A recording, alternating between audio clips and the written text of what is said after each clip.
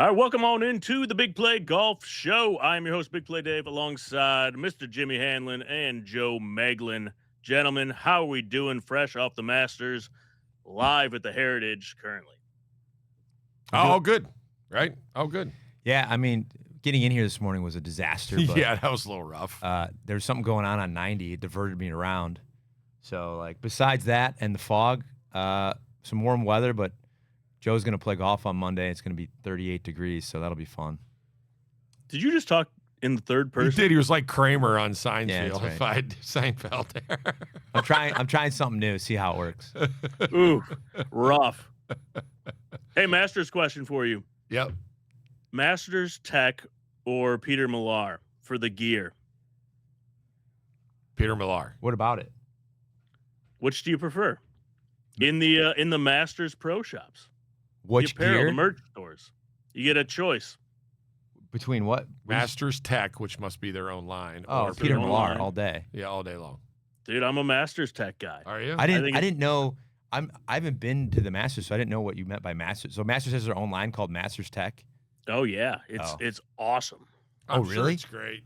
Yeah. Okay, I've never seen it, so like I'm gonna divert to Peter You Millar. can't go wrong with Peter Millar. And if I'm Joe, really how gonna have you divert, never been to the Masters? what's that? How have you never been there? Gets in for free. That's insane. It's April, dude. I'm a teaching pro. I have so many golf lessons. It's insane. It would cost Joe A lot of money. 200 times 10 times per day that he's gone. Yeah. Worth it.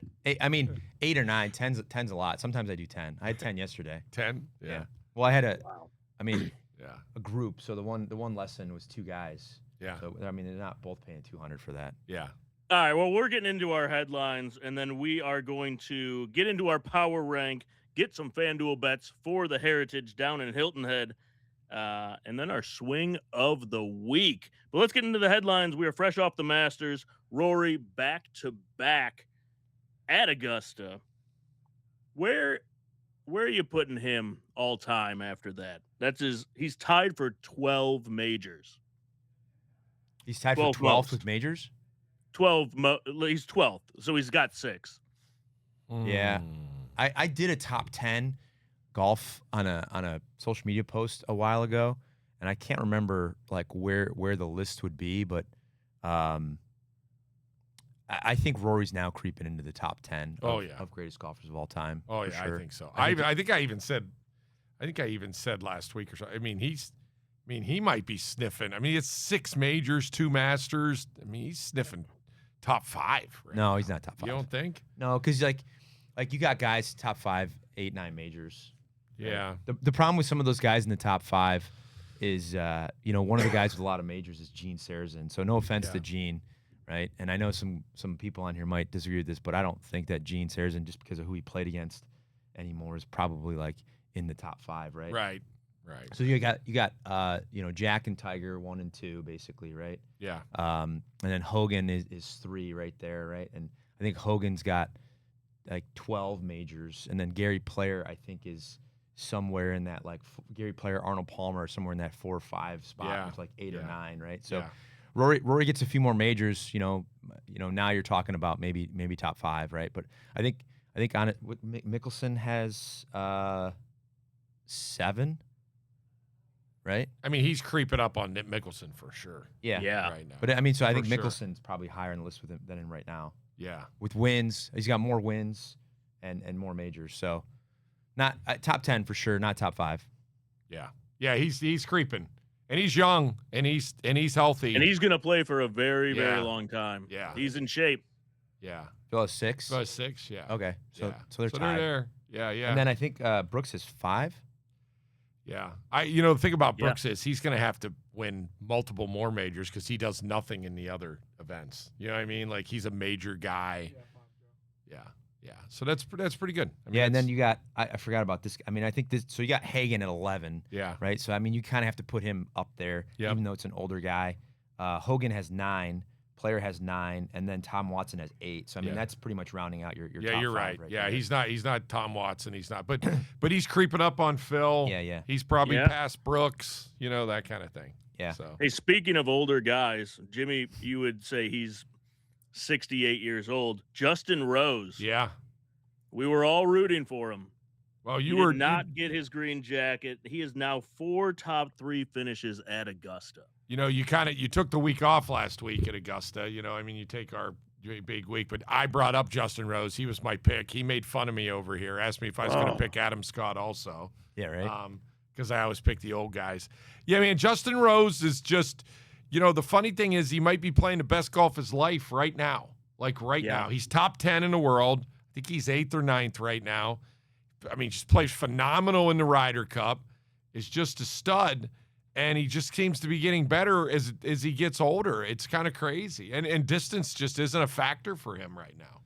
Nothing makes me happier than fact-checking Jimmy. Yeah. Justin Rose, I knew he was actually a little higher than this. He's 4th in the world right now. He is right now. He probably is playing the best golf of his life right now. Yeah, after last week. And a couple things go his way on that back 9, and he could have been in a playoff again with Rory, which I was kind of rooting for. I wanted to see that playoff. And then that's a hard – like, I like Rory. I like Justin Rose. I love to see – now that I'm an old guy, I like to see the old guys win. Yeah. Right? Well, and here's the thing about Justin Rose, if you go back to his round on Sunday, right? So I think he was at 12 under and had a 2-shot lead at one point. Yeah. Yep. Hits it over the green on 12, which, you know, happens a lot, right? Wasn't a really hard up and down. I mean, for us, it's like we're going to chip in the water probably, right? But for tour players, you know, they're getting that up and down more than they're not from over that green. And he didn't get it up and down. But then the next part was worse, was he still had a 1-shot lead. He knocks it on the green on 13. He's only got about a 20-footer, and he blows it by and 3-putts it. And so that you can't lose your I was watching that putt, right? And it's crazy to me. You could tell that he misread the putt coming back. And as a tour player, like I'm watching the Masters, and you see it's going away from the water. Yeah. And then he gets up and hits the next putt, and I'm like, oh, this is in. It's just right edge and up the hill. Right. And he plays it left, and I'm watching. I'm talking to Tony. I'm like, man, he looks like he's aiming left. Yeah. And he went, and he goes, how does that go? Yeah. And I'm like, dude, you just hit the putt past the hole. And it went past it, right? Yeah. That's like teaching 101. Like, pay attention to the ball as it goes past. I was shocked when he missed that putt. Yeah, that was. I'll tell you. I mean, he has to be at home right now thinking. You know, I made some mental errers. You missed that one? They were mental errors. He bogeyed 12. I mean, from there, I bet he's probably more like 60-40, 50-50 getting that ball up and down. That's a tough up and down. It is a tough because it runs away. Yep. And then he missed that shorty on 17. Yeah. And that's when you could tell when he missed that. I don't know how long it was. It looked like 2 feet on TV. Yeah. But maybe it was like 3.5 feet. When he missed that one, you could tell he was like, I'm done. Yeah, done. He was Joe, toast. you think that's adrenaline? Like he's kind of like in Rory's shoes before Rory won. Yeah. I mean, he's nervous. Like he wants to win that tournament really bad.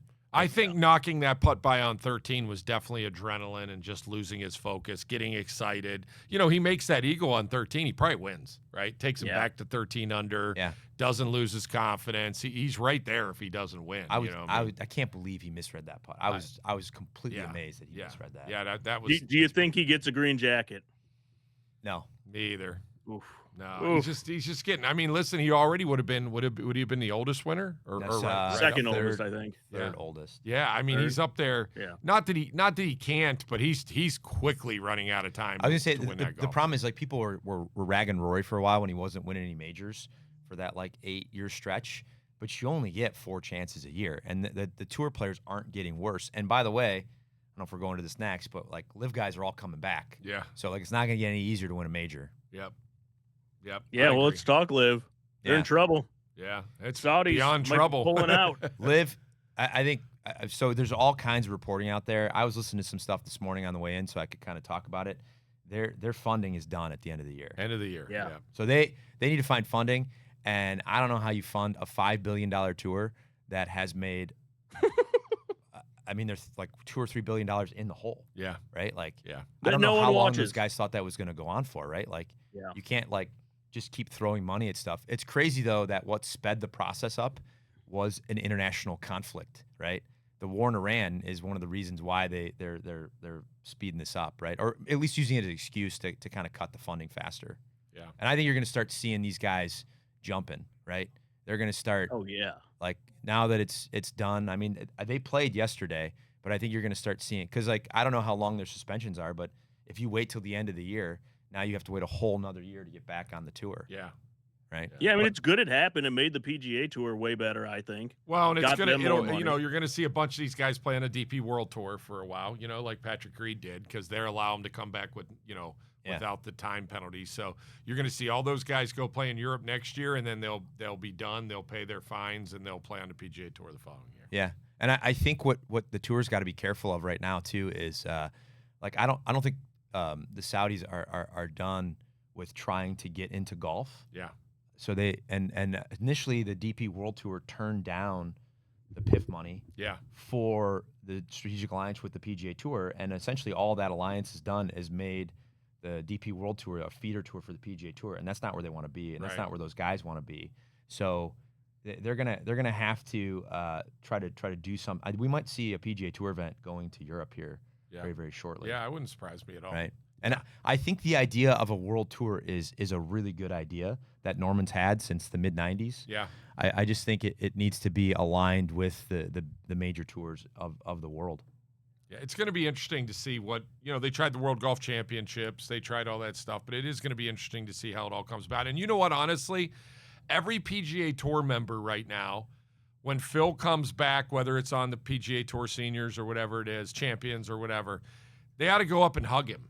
Because you know how much more money he made them? They got so much more money. I mean, go hug him. Stop calling him names. Stop being, you know, mean about it. Like, at the end of the day, he's putting so much more money in your pocket. Yeah. No matter how he went about it. And that was his whole goal from the beginning. Let's be honest, right? Phil's goal was, hey, PGA Tour's making money and we're not getting enough of it, and this isn't working out, and this is how it needs to be done.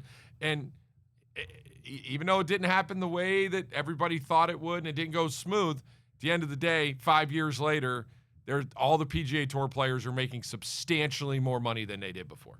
The problem there is, and I agree with you, but the problem there is like you can't sit there and call out a bunch of people publicly and then expect them to just like welcome you back with open arms, right? Like, it's not really how it works. Yeah. When you've gone on the world stage and like called out the PGA Tour and the people that are playing on the PGA Tour, and then gone on there and claimed that Joaquin Niemann is the best player in the world and guy hasn't cracked top 5 in a major.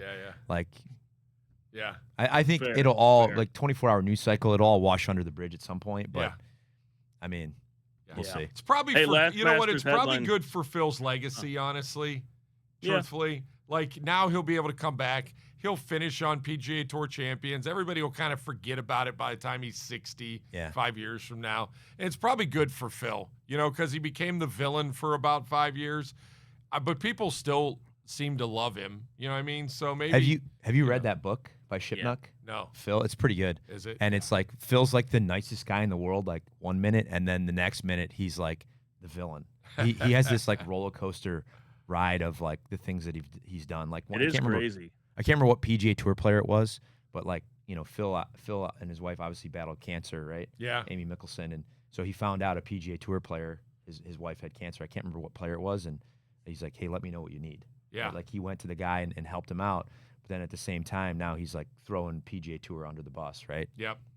That's exactly It'll be good for golf. All right, last Masters headline: Sergio breaks his driver on the second hole on Sunday. What have you guys ever done this, or what's the stupidest thing you guys have ever done on the course? They called Sergio that morning and told him LIV was over. He's pissed off. That's what happened. Yeah, you know those Spaniards, they've got tempers, right? That's right. They get angry. Best part about that, you see that later on that he's helping out. He felt bad, so he started carrying Rahm's bag down the fairway. Yeah, he definitely knew really? that he messed up, right? And he was trying to make up for it in the middle of the round. You know, listen, man, Sergio's, I mean, he's got to be, what, mid-40s now, I would say? You know, I hate to say it's kind of like me at Hitline Sports. Like when your body can't do what it needs to do to compete at the level, it really makes you angry. It destroys your psyche. My friends at Hitline just really, like, they just took me down in one day. Like, I feel like all my athletic ability went away. And honestly, though, think about it. Like, Sergio still in his mind thinks he can play like he did when he was 35. And he just can't. You know, and then throw on LIV where you're not competing 4 days a week and you're not probably practicing as hard and you already got that money in your pocket. He's just not getting results like he's used to getting. That's it. So to answer your question, Dave, believe it or not, I actually have a little bit too much of a temper on the golf course. There's a few golf clubs in trees still. I was going to say, I won't tell you when this happened, but at some point in my golf career, I threw a club into a tree, and then threw 2 more clubs into the tree, trying to get that club down, and eventually had to climb onto the golf cart to try to get all of my golf clubs out of the tree, including my driver, because I was like, oh, the big head of the driver, that'll work to get it down. Yeah. So there I was, like, on top of a golf cart, not in the middle of the fairway, but just offside of the fairway, like, while the guys in my group had already gone up and were playing the hole ahead of me. Right? Wait, how many clubs were in the tree? 3 were in the tree. 3 clubs. I got Same them all tree. down, though. Yeah. Without anybody's help. And so Joe's angry, right? Joe. What Joe you has a shoot? little Joe's anger. getting angry. Joe's angry. And so I go up to the putting green as the guys are putting out, and I'm like, hey, thanks for helping, guys. Yeah. And they literally were like, fuck you. Like we don't even want to play with you. I Oh, knew that that's story. I awesome. had that story in my Yeah. arsenal there. Yeah. So, yeah. And I've Incredible. I can't even, the number of clubs I've broken on a golf course in my career is too high to list at this point. Yeah. That's Wow. Yeah. Broke a driver in a tournament a couple years ago and threw it in a pond. Oh, man. All right, we got to get a video camera on you while you're playing more. I'm trying to calm down, right? Like I am His daughter has calmed him a little. bit, but I broke a few clubs last year. You did? Yeah, You broke a few clubs last year? yeah, probably a couple wedges. Yeah. Wedges Oh, are man. cheap. Hey, when you get $200 an hour to teach, you can buy a wedge. Yeah, there you go. It's know, not that's good. right. So one of them was an accident. I lipped out a chip for eagle and got like I gave like one of the like tossed it up in the air and I tossed it in the direction of the golf cart and it hit the golf cart and broke. Oh, man. So There you then I go. didn't All have right. my lob wedge at a golf course that had thick rough and fast green, so I was kind of toast. We'll give you a pass on that one. Yeah. Jimmy, it's power rank time. What do we got? Let's do it. We're doing the oldest golf courses in Cleveland. Oh, in Cleveland? Okay. In Cleveland. I Per ChatGPT, and it's been kind of vetted a little bit. Oh, Hogan went back and just checked multiple sources. Are we including only Cleveland, right? Only We're Cleveland. not including Youngstown. Correct. Okay. Cleveland only. Cleveland only. market Are we going Northeast Cleveland, or the Cleveland area. Are we going based off the established date of the club or the date it's in the location that it's at? I think it was established date of the club. Okay. And Because yes. the country club it has only been in its location since like 1930 or something like that. Okay. Right. But yeah, so maybe it is location. Okay. Maybe it is location. Okay. Let's go with location Okay. where it currently is right now. Okay. All right, you want us guessing? Yeah, let's run with it. All right, give me. Because I will tell you, I'll start out because that's a fair assessment by Because the country club was Country Club's established- not on there. What about Canterbury? Oh, then you're Canterbury's on there. Canterbury is on there, God. but it is not number 1. Okay. Yes. During COVID I got bored and I looked this up and figured this out.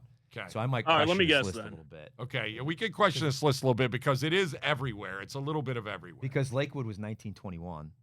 Okay. Dude, what about Sleepy Hollow? I feel like that's been there forever. No. Lakewood is on the list, but not number 1. I mean, Actually, I I think feel like this some of the list, Metro I Parks think Hogan, I courses- think this list is mixed up a little bit here. yeah. It sounds has like it. Pepper Pike as number 1. I think don't- it's the Country Club. Because Yeah, the Country Club. It's I would assume so. Okay. so if it's Older. Pepper Pike is older than the country club. Pepper It Pike is. Club. Yeah. Yes. So it's the country. What- The country club's probably number 1, even though it says. Yeah. Even though it says Pepper Pike, that's probably what they're talking about. Yeah, they're Dude, probably what talking about the like Country Club. Yeah. Yeah. like Big Met or like Manakiki? No. You'd be No? surprised. There might be a little something in there, but not at the top. No. Nope. So the, show us number the 1. Country Club is number 1. I don't believe. I agree with you. I think there's a little mix up with Pepper Pike and Yeah. the Country Club. Yeah, because Pepper It's a- Pike was like the late 20s, early 30s. Yeah. So the Country Club. Number 2, Canterbury. Mayfield. Did he have the years? Mayfield. I can go back and look in my whole. So then, I mean, Canterbury. Mayfield was established in 1908, Okay. Yeah. Okay. So that's right. So country club was like 1898. 1895. Yeah. Mayfield. Yep. Okay. So we're in the 1900s. So, the teens, because Canterbury wasn't until the 20s. So there was a club called the Euclid Club in 1900, but it no longer exists. Yeah. So Mayfield is number 2. Number 3, Westwood? Shaker Heights Country Club. Oh, 1913. Okay. Yeah, I'm not getting these. You might as well run through them. Currently operating. Okay. I mean, you got to be 1913. Lakewood? Man. Lakewood is number 5 So on the Canterbury. list. And Canterbury is number, is that right? Canterbury is number 4. So Okay. it goes Canterbury, Lakewood. Now, this club does not currently exist. So 4 is Canterbury, 5 is Lakewood. Is that right, Hoagster? I'm not going to get one that doesn't exist. Oakwood. Yeah, this one, I don't think it exists unless I'm wrong here. Oakwood? No, Springvale. Must be an old- Springvale in old- North Olmsted? Yeah, No, yeah. no, not Spring. There's no way. Is it still known as Springvale? Are you? Yeah. Yeah, it is. Yeah, no. Okay. So you got Canterbury, then after Canterbury, Hogan, you have Lakewood, Lakewood, 1921. and then 6 is Springvale. Yeah, I mean, it could be. That place has probably been there for a Wow. while. And now we're going to go a couple public tracks for 7 and 8. Big Met. And, It's gotta be Metro Parks. Manakiki. Manakiki is the last one, number 8, so you guys got one more in Sleepy there. Hollow. Sleepy's not on Hollow. here? Sleepy Hollow. Sleepy Hollow. Yeah. There we So go. 2 I Metro said Parks. that. Both, I think, were at some point private clubs, right? Yeah. Manakiki was for sure. Yeah, both of them were. Yeah. You know, okay, little stat on Manakiki. You know who won? So he used to host the Cleveland Open, an actual PGA Tour event. Do you know who won the Cleveland Open at Manakiki? No. 1 point? Ben Arnold Hogan. Paul. Oh, Ben Hogan? Ben Hogan. Wow. Ben Hogan's Wow. name is on a they have a placard of all the winners. Wow. And Hogan's name is in there. Wow, that's pretty cool. That's a very named after my son Hogan. Whatever. My son Hogan was named after him. Yeah. So it is interesting, and there's a lot of arguments of when clubs were established and stuff like that. There was a club, believe it or not, Wycliffe Country Club, which actually had to be closed because they built a mall, like the Richmond Mall, over it or something like that. And then they were going to build another 9 holes over in the marshes of Menor on the Lake, and it was going to be called Wycliffe Country Club. The city of Menor and Menor on the Lake had a whole layout, kind of like what the city's doing now on the water here. Well, the original location And they never did it. of the country club was in Bracknell. Oh, was it? Yeah, it didn't go to its new site until like the mid-late 20s. Oh, wow. And honestly, what was happening was that area, this is right on their website, that area was getting so developed, and the construction workers in the area were catcalling all of the women, Oh, really? and they wanted to go more into the country. Wow. Yeah. That Good checks story. out. Yeah. Good story. But a lot of people don't know that story. All right, what do we got next, Dave? All right, dudes, let's get into our FanDuel bets of the week. We are going live to Heritage. Right now on FanDuel, customers can bet $5, get $250 in bonus bets if your first bet wins. That's right, turn $5 into $250 just for getting started. And when every possession matters in the playoffs, FanDuel makes it easy to get closer to the action. Player props, all your stars, all the tools you need to get them back up. FanDuel puts player research right at your fingertips so you can check stats, trends, and matchups all in one place and make your picks with confidence.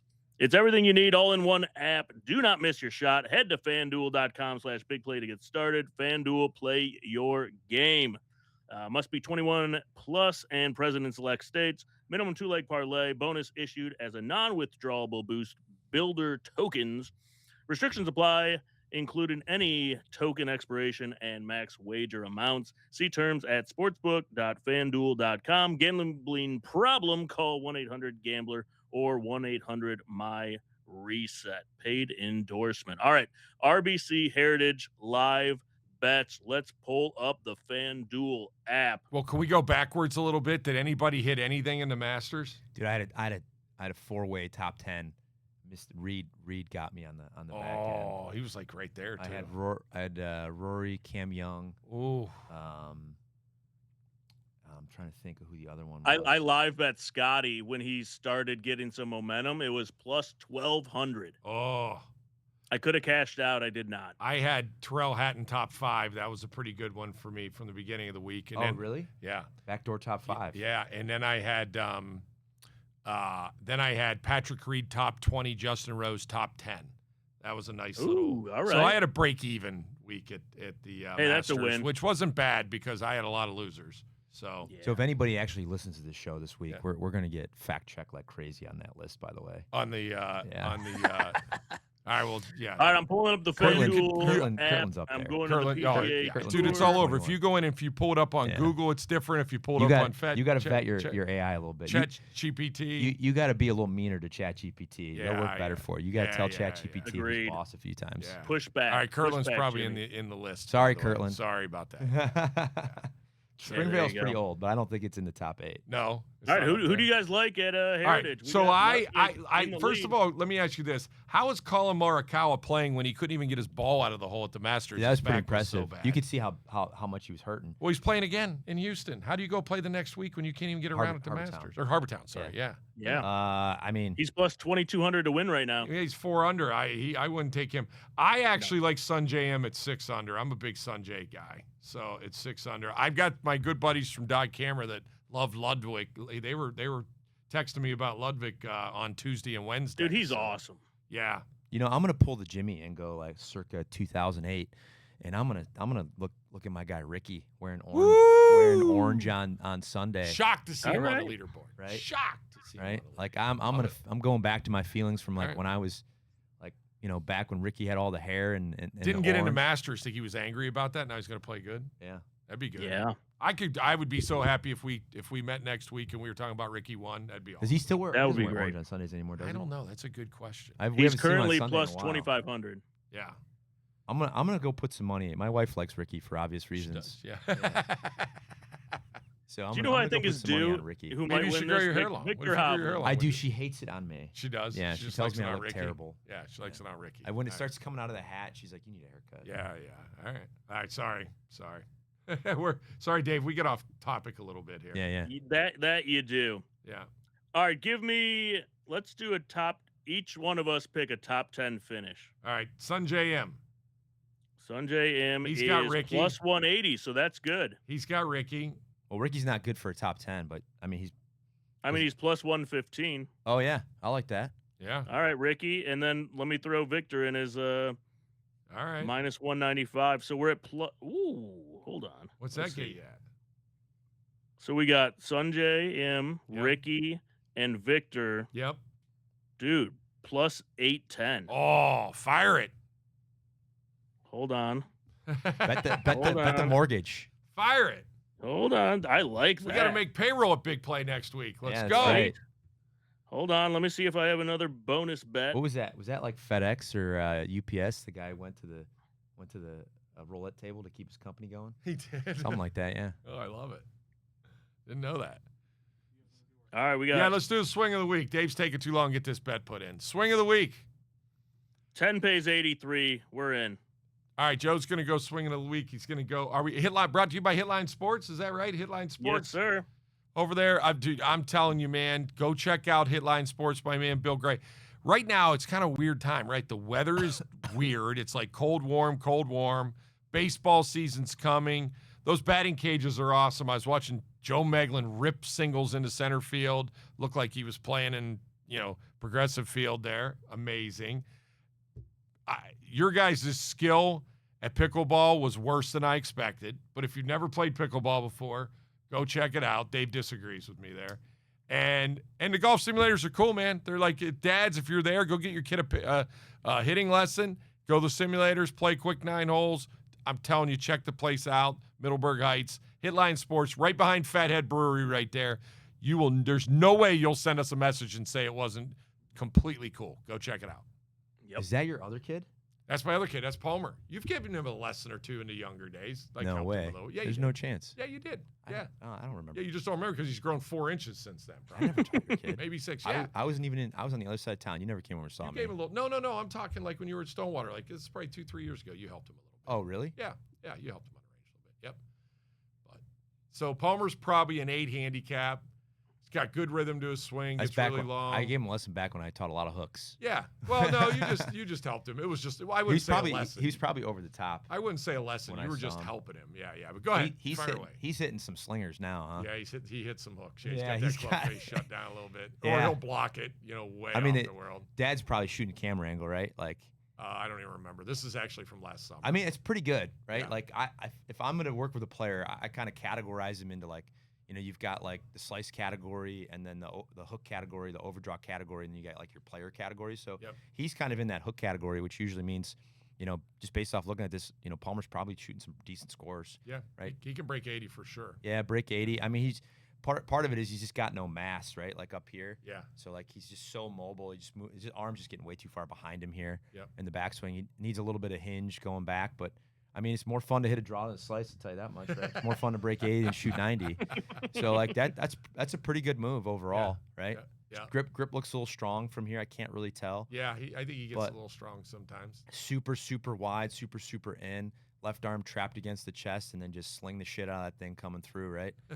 So start by moving the hand path out a little bit, learn how to hinge it a little more vertical, get that right elbow moving a little bit more down in front of the rib cage in the downswing, so he's got that right elbow way behind him, behind him. Yeah, I mean, it's super common for young. I mean, this is what I see with high school players all the time, right? Where they just kind of do this. And then you get him to hinge it a little bit, huh? Right there at about the hip or something, right around. Just almost right out of the gate. Yeah, he's so like wide and in with his. Yeah, he's just too deep with his hand path. The problem is like we're getting into the golf season, so those are pretty drastic changes to make. Yeah. So you'd almost kind of like let him play with this and then just work on it in the off season a little bit. Yep.